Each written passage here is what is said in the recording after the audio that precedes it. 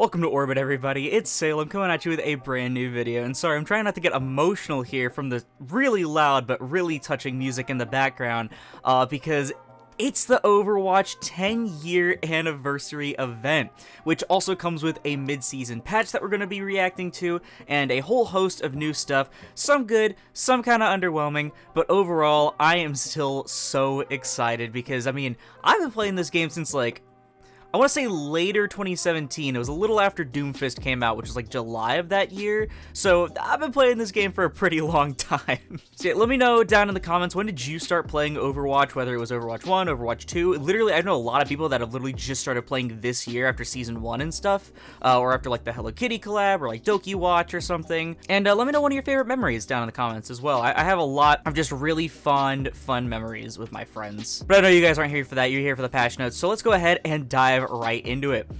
So I will, of course, as always, have it sectioned off with all the other stuff, as well as like just the balance patches, because let's be real, a good 80% of you are probably just here for the balance patches. But for everybody else, 10th anniversary. The last 10 years have been full of countless memories and epic matches, and we couldn't be more grateful to this amazing community. Whether you've been here since day one or since our most recent season 1, thank you for playing. To celebrate from 5/12 to 6/1, you can complete challenges to earn unique anniversary loot boxes packed with both new and nostalgic cosmetics, many created by players just like you. On top of that, each challenge you complete contributes to a global community progress bar. Every week, the community can work together to progress the reward bar past each checkpoint, upgrading that week's reward of a singular regular loot box to include epic and legendary boxes as well. And for those who like going the extra mile, there will be especially tough prestige challenges to complete, which will net you even more rewards and extra progress towards towards upgrading the community reward. We'll also be running a different special arcade card each week, where you can step into the state of the game as it existed in Overwatch eras past. The cards are as follows: Overwatch Classic 2016, Mystery Showdown, interesting, and Overwatch Classic 2020. We're excited to share the next 10 years and beyond with all of you, and can't wait to celebrate the game's history and its future together. Are you with us? So yeah, as to be expected, Overwatch Classic is coming back. I wonder what Mystery Showdown is. They might have done that before and it's just slipping my memory, but I don't think I've heard of that before. But yeah, the anniversary loot boxes come with specifically anniversary cosmetics, which are basically all purple recolor epic skins, which is like, you know, whatever, in terms of like the skins. But there's also a lot of really cool sprays and banners and stuff. I really want the Ilios, what was the name? Dipper? Yeah, I think it's Ilios and Dipper name card, where it's the "Do you like stars little aliens" meme. It is so cute. And then there's like a new Diva spray and a bunch of new Juno sprays and stuff. I really want to get all of them. So yeah, I haven't played for a little bit because, you know, I just haven't really been feeling it. I actually skipped the last Junkrat loot hunt, but yeah, I'm definitely going to be playing for this anniversary event. Hey, speaking of Junkrat's loot hunt, it is back again, back to back. So I missed the last one and they were like, hey, you know, you can get this one instead. Then we have general updates. I saw this one on Twitter. I saw a couple things on Twitter. I tried to avoid most of the spoilers though. Progression, developer comment: whether you're trying a new hero or aspiring towards ascendant on your favorites, we want to make it faster to earn levels and rewards. All heroes now level up faster. Yeah, so this is pretty cool because it feels impossibly slow to level up heroes now. There were nights where I was trying to just like get a loot box by leveling up a hero, and I had to play like an entire day's worth just to get, what, like 3 levels or something. It was genuinely absurd. So this is good. This is good. And then change the default setting for play sound when teammate eliminated and play sound when enemy eliminated to on. That's good. I actually didn't know these existed until my friend told me like a couple years back, like, hey, you should turn this on. And I'm like, huh? Add a new keyword swap reloads to the advanced info panel, probably about like for characters that have like different binds. Then adjusted post-match accolades cards to show underrepresented statistics more often and lessen the frequency of overrepresented statistics. Please get rid of the hyperring one. Oh my god, it is so dumb. Or at least update to say like hyperring assists or something, because it is so funny seeing someone with like 42 eliminations get outvoted by someone that had 12 hyperring. It's genuinely the goofiest thing ever. Competitive play updates: increased requirement to unlock competitive play from 20 wins to 50 wins. Oh, okay. I think that's good. I think that's good. It's gonna, like, I don't even want to say it's going to be rough for any new players, because if there's any new players, I don't think you should be jumping into competitive that fast in the first place. This is going to be really good against smurfing accounts, though, and freshie accounts, because then they'll have to play more actual quick play, which is going to take longer, be less motivating to make said freshie account, and then also it's going to have a little bit more info on what rank to put you in, because ideally they got rid of the freshie epidemic in terms of MMR, because people were getting literally placed in their first comp games on a new account in Champion, and they were maybe like a plat player at best, and it was genuinely insane. So this should get more accurate data as well, so that should help. And then we have hero updates. So this is going to, it looks like UI updates as well as balance changes, but this is the part where, you know, you guys can actually start listening again. Ramatra, Void Barrier, cooldown is now visible while Nemesis form is active. I think that's good. There's been a lot of times where I'm like holding my Nemesis form and I'm like, I still have like a second or two in Nemesis form, but you know, I kind of want to use Void Barrier, but I don't know if it's off cooldown. I don't want to like go back into regular form and then just die because I don't have it. I like that. I like that. Brigitte, I saw this one. Inspire added a custom UI element showing how many allies are currently being healed by Inspire, and this UI element can be toggled on or off in Brigitte's hero options. This is really, really good because now you can see if you're holding a good enough angle, similar to Mizuki. I don't think it says on your teammate's screen when they're getting healed by you, so I hope that that's also a consideration in the future if that is the case. Tank. This is another one I saw, the Initiator sub-roll. Developer comment, this change makes the Initiator sub-roll more deliberate. Rather than activating passively while airborne, tying the trigger to specific movement abilities better integrates the sub-roll into each hero's core gameplay loop and gives players more agency over when to access his healing. The healing amount has also been reduced to lower overall effectiveness of the sub-roll, aka Hazard was too much of a menace. Instead of addressing him directly, we're going to be nerfing the entire Initiator sub-roll again. No longer triggers while airborne, now triggers when using a specific ability. Jump Pack, Boosters, Violent Lunge, Grapple Claw, and Rocket Punch. Rocket Punch? Why Punch? Shouldn't it be Slam? Would it not make significantly more sense for it to be Slam? Maybe I'm just stupid. See, I feel like this is definitely an issue of Hazard specifically being a problem because that is really, really rough. For the passive. I mean, they could have just definitely nerfed the number because the number was really high for something you could trigger like at any time basically. But for Ball and like Winston or Diva that want to set up first and then like drop down as well, that could trigger that. And you know, Doomfist, like I said, I think it would have made a lot more sense for it to be on Seismic Slam for Doom than Punch, but like he could have used it for like both, you know, with a lot of his movement techs, where it felt like a lot better. This is definitely, it's probably a good change overall. It's probably a good change overall. I don't know why I'm really complaining. I don't really play any of these tanks these days. And then again, it's probably way more important in 5v5. I play a lot of 6v6, and so where it doesn't feel like as broken, this is probably like an insanely broken in 5v5. So this is definitely a good change. Speaking of Diva, maybe we'll actually have an effective Diva change. Diva, developer comment, this change reduces micro missiles' effectiveness at how quickly eliminating lower maximum health targets, lowering Diva's assassination potential. Impact damage reduced from 3 to 2. This is good. I think this is good. Love Diva, but she has way too much burst, and I feel like they keep doing the same thing to Diva that they were doing to Sombra, where they kept reducing the utility and like the cooldown numbers and all that, but they just kept bumping up the damage or keeping the high damage, which is really stupid, because Season 9 and stuff like it were focused completely around making Burst significantly more difficult, but it feels like they're power creeping themselves on Burst, and so they're giving a lot of characters utility because they're like, oh, we reduce the amount of Burst, you can have more utility, but they're also giving characters Burst. I think it really started being bad with Freya and Wooyoung and stuff, but now with like perks and things, like the Titan spread on Diva is really, really strong. So yeah, reducing her burst damage is really good. I think she'll still be a good tank. I think as long as defense matrix remains untouched, she's going to be good, genuinely. But this is definitely going to make it at least a little harder to get like immediate value out of her. Doomfist. Seismic Slam's shockwave is now more tightly synchronized with his visual impact, preventing cases where the effect could appear misplaced. This also ensures the camera lock occurs at the moment of impact rather than triggering early if the camera is adjusted during the slam. Seismic Slam camera lock and shockwave effects now trigger later to better align with the animation. Empowered Punch added new visual and sound effects that play when Empowered Punch is about to time out. Also, just some quality of life and bug fixes for Doomfist. Honestly, all he really needed, in my opinion. Junker Queen. I think Junker Queen, I got a little bit of a spoil on Twitter. I don't know exactly what, but I'm pretty sure Junker Queen got buffed, which is really cool because Junker Queen's usually pretty fine whenever she's meta. Like she's always seen as like the underdog tank in pro play, for example. Like if it's a Junker Queen meta, you know it's a really good, really skillful meta. Junker Queen's a really fun tank. With limited defensive mitigation, Junker Queen struggles to sustain during extended engagements. This adjustment increases the reward for successfully applying wounds and reinforces her aggressive playstyle. Adrenaline Rush, 5v5 only. Wound damage self-healing multiplier increased from 2.25 to 2.5. I think that's fine. I think she was really broken when it was 2.75, and that was even before I think the tanks had like their big like total passive. Like that was like an early meta, like season 4 or something.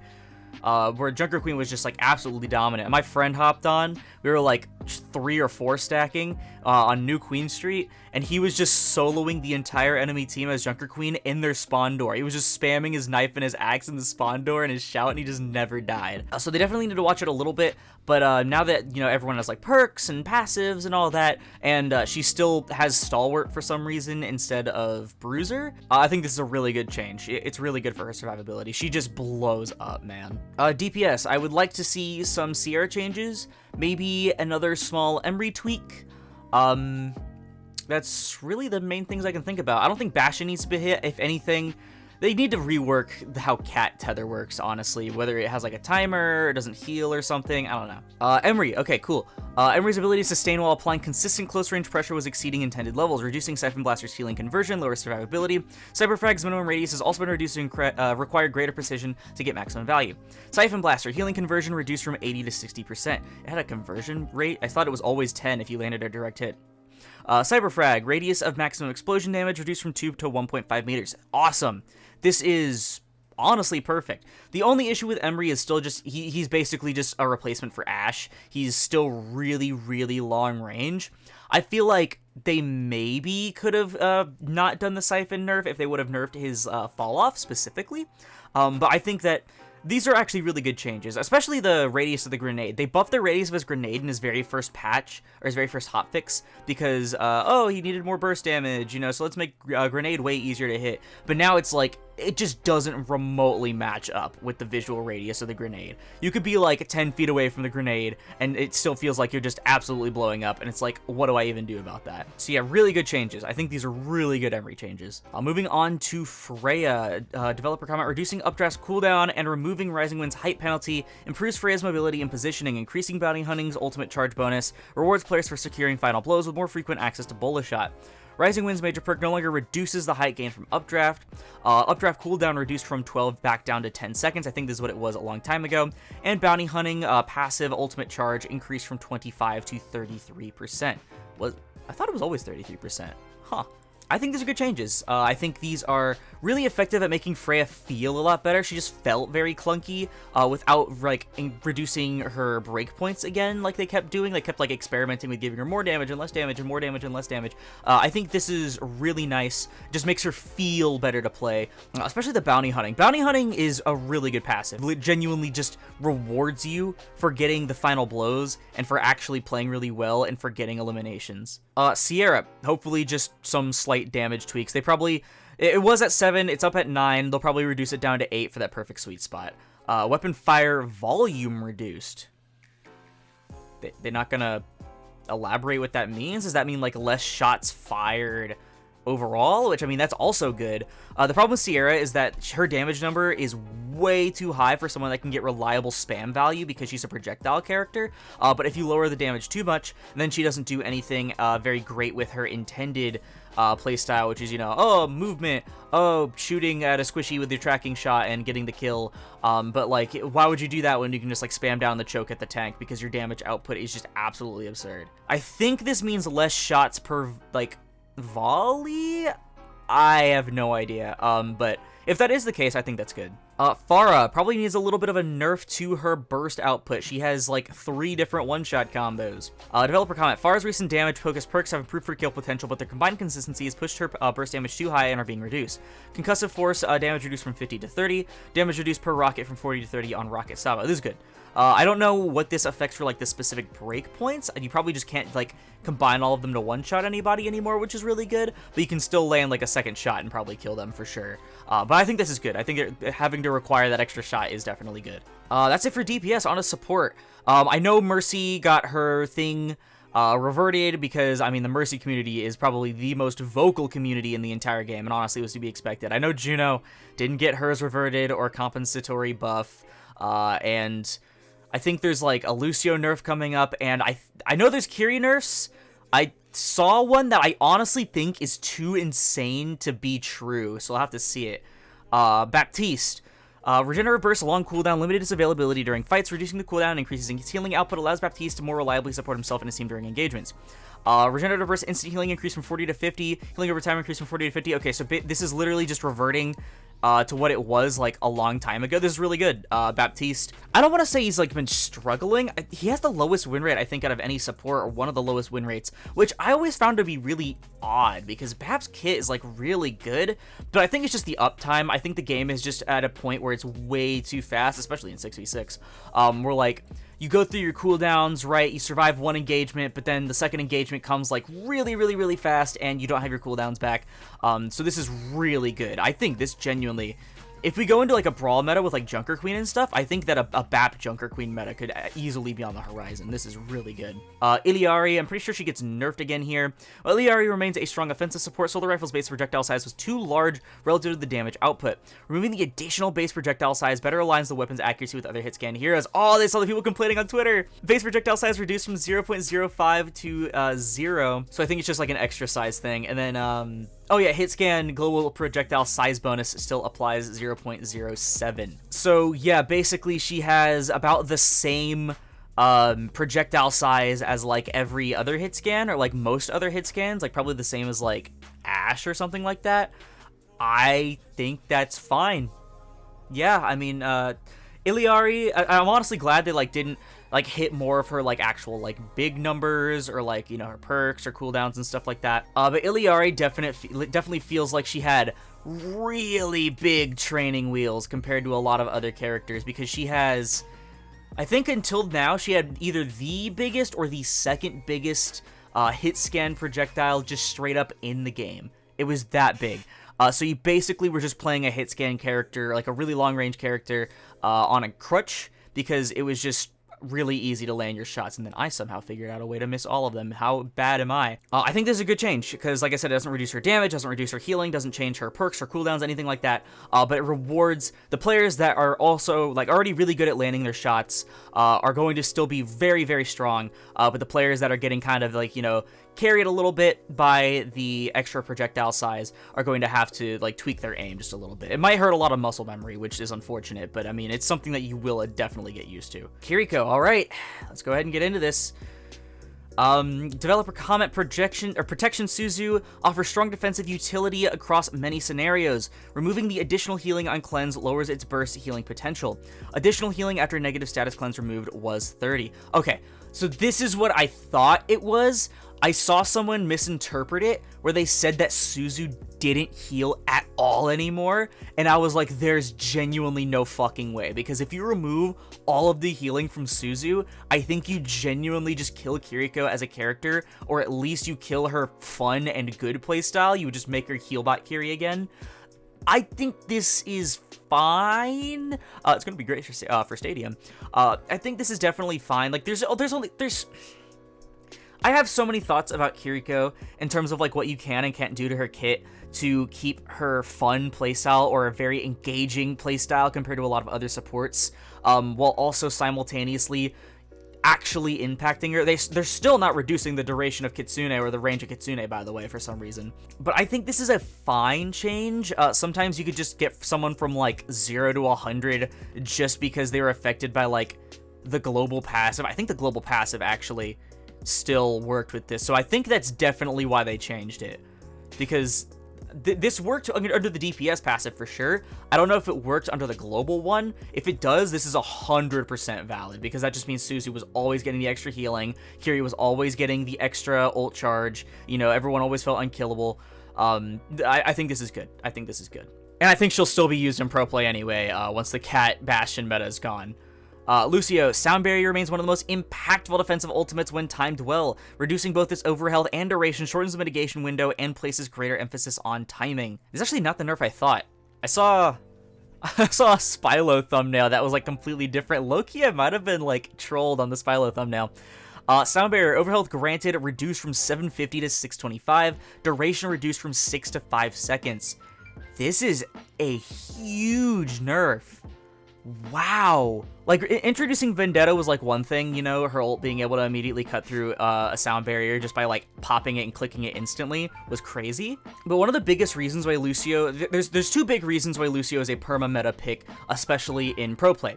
One is because he has perma-speed utility compared to someone like Juno, who only has temporary speed utility on a long-ish cooldown and is much more squishy, whereas Lucio can, like, actually dive and stuff. So basically more mobility than any other character. And then Sound Barrier is one of the strongest support ults in the game. And I still think even after this change, it'll be one of the strongest support ults in the game, especially with the Tactician passive. But this is a genuinely strong nerf that might make people consider Brigitte a little bit more when picking a main support.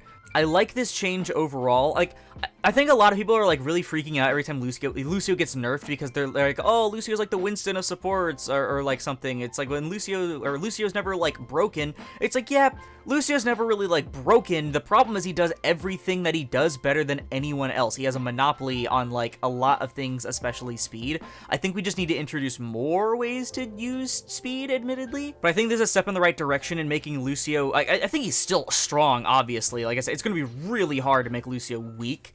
Like, especially, like, again, like Kiri as well. But I think this is a step in, like, a decent direction for what they can do to make Lucio feel... I don't want to say feel less impactful, but make other supports feel more impactful as well. Mercy, yeah, basically the TLDR is that the Mercy mains won. They got their launch speed increased by 10%, reverted to the previous value, and Divine Momentum got changed. It is now Winged Reach, which increases the range by 30%, which, yeah, this is actually...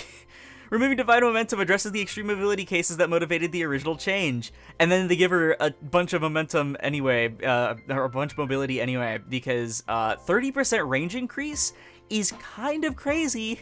Yeah, Mercy players, you won. I wish the Juno player base wasn't so closely tied to the Mercy player base, and that we were also just as vocal because, man, I really wish we got something. Mizuki, allowing Kekai Sanctuary to absorb projectiles from both directions improves clarity and creates meaningful interactions when enemy pushed inside the barrier. Healing and duration have been reduced to offset the additional defensive value. Now absorbs many projectiles exiting the Sanctuary in addition to enemy projectiles entering the Sanctuary. Healing over time reduced from 50 to 40. Duration reduced from 7 to 6. Good! Oh my god, this needed to be done back in Season 1 when he was introduced. Like, holy shit. It was the most frustrating thing ever. I played a lot of Mizuki in Season 1 because I was like, oh, I really want to learn this character. He's super fun. The only thing is, like, I'm used to characters with mobility. That's the only problem I had with him. But he seems super fun. But Kekai felt really, really bad in the situations where I wanted to use it, because I wanted to use it not quite like a Malga Cage, but similar to a Malga Cage, where, like, I want to, like, trap someone using a really strong ultimate, you know, someone like Cass using a Deadeye or something, or like a Soj after sliding in with, like, Overclock or whatever. It's like you could trap people using their ultimates in the Kekai Sanctuary, allowing you to escape, whereas before, like, you would try to leave, or, like, you'd pop the Sanctuary in response to a Deadeye, and then just as you leave the Sanctuary, the cast steps 1 foot inside the Sanctuary, and because you're on the outside of the Sanctuary, you just blow up, which is stupid. And I'm glad that it got the healing and duration nerfs to counteract that, especially the duration, because, oh my god, has anyone noticed how fast Mizuki builds this ult? You'd think he's a tactician.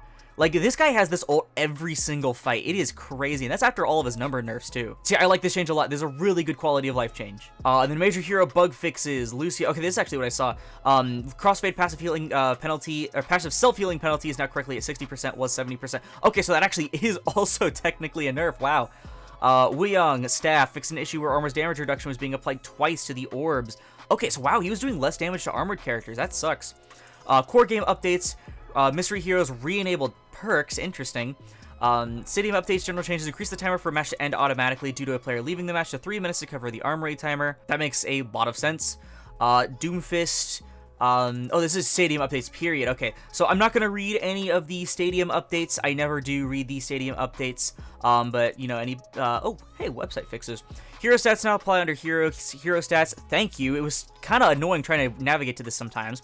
Hero ban rates are now displayed on the Play Overwatch website in hero stats. Hero pick rates and win rates are still included in hero stats. The existing heroes page has been renamed to Hero Gallery. Bug fixes. Mizuki stopped targeting will no longer show while dead. Doomfist seismic slam will sometimes cause a desync issue when landing on the floor. This is they already addressed that in the earlier thing. Fixed an issue that incorrectly disabled the requeue and lead game buttons in competitive modes during the post-match accolade screen. This is also during quick play as well, to my knowledge. You had to wait for at least a few seconds before you could leave game. Fix an issue preventing stick and D-pad navigation during while you wait. Fixed Vendetta's overhead not getting kill credit when forcing enemies into pits. And fixed Brigitte's voiceover, or VO, for repair packs being on cooldown, not being played. Oh yeah, so voiceover not being played under the correct conditions. Alright, what do I think about this patch? I actually don't hate it. I think this is a really solid patch. The tank changes, you know, Initiator is definitely going to be kind of rough on a lot of these tanks, but I think a lot of these tanks are really strong anyway. Like, literally the only one here that isn't, like, really strong is probably Doom. I really like the Diva change a lot for the micro missiles, even though I still think she'll be really strong. The Junker Queen change, I think, is going to make Junker Queen feel a lot better, but I don't think it's going to make her, like, super crazy. Really like the Emery changes. Freya changes are pretty cool. Still don't understand the Sierra one, but if it is what I think, then cool. Far change was really good. Bap getting buffed, you know, I mean, I like Bap a lot. These are great for his numbers. He'll get his ult faster and stuff. He might get really strong, though, especially, like I said, with the Junker Queen meta. Good Iliari change, I think, overall. This should be the last nerf that she receives for a while, because it'll keep her high win rate in the higher ranks and keep her win rate a little bit lower in the lower ranks. Kiri nerf, I think this is fine. Lucio nerf, I think this is fine. Good for you, Mercy players, for getting your thing back. And actually, I would say this is a buff, because I think this might be better than the Divine Momentum. And then a really good Mizuki buff. I think this is really nice. So yeah, I'm really excited to play the new patch. I have a lot of things that I'm working on. I'm working like a D&D campaign and stuff, and so I haven't really been playing the game as frequently lately. But I am really excited to get back into the game for this anniversary event. But that's just my opinion. Let me know your in the comments below, because that's going to do it for the video. If you liked it, please sure to leave a like, as I'll split this video and the channel into the YouTube recommended. And if you like this content or something like it, like all of my other Overwatch content, then perhaps consider subscribing and turn on notifications, because support the channel or anything else, and it's absolutely free. And we're trying to hit 1,000 subscribers, hopefully by the end of the summer, in order to get this channel monetized. I would love to be able to do Overwatch content for a little bit of extra pocket money on the side. But once again, thank you all so much for watching, and I'll see you in the next one. This is Salem, signing off.